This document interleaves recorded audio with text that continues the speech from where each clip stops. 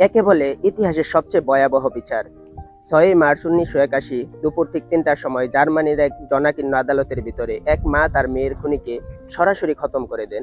কিন্তু দাঁড়ান, একজন মা এত বড় খুনি হয়ে উঠলেন কিভাবে? গল্পটা শুরু হয় তার ঠিক 1 বছর আগে, 5ই মে 1980-তে। মারিয়ানের 7 বছরের মেয়ে আলায়া খেলতে খেলতে নিখোঁজ হয়ে যায়। পুলিশি তদন্তে জানা যায় যে পাশের বাড়িতে থাকা কসাই ক্লাউস ওই মেয়েটিকে নিজের বাড়িতে বন্দি করে রেখেছিল এবং সেখানে তার সাথে খারাপ কাজ করে তাকে মেরে ফেলে। পুলিশ খুনিকে তো ধরে ফেলে, কিন্তু আসল নাটক শুরু হয় আদালত কক্ষে।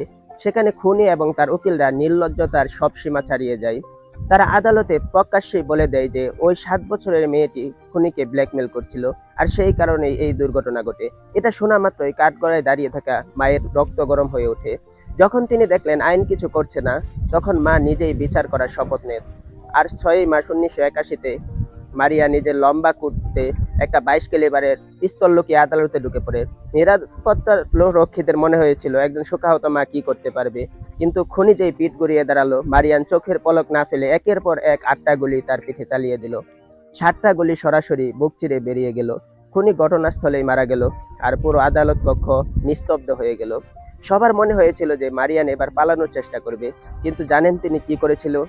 তিনি অত্যন্ত শান্ত মাথায় পিস্তলটা নিচে রাখলেন, পকেট থেকে সিগারেট বের করে ধরালেন, আর একটা লম্বা টান দিয়ে বললেন, এই জানোয়ারটা এবার থেকে আমার মেয়ের নামে আর কোনোদিন মিথ্যা বলতে পারবে না।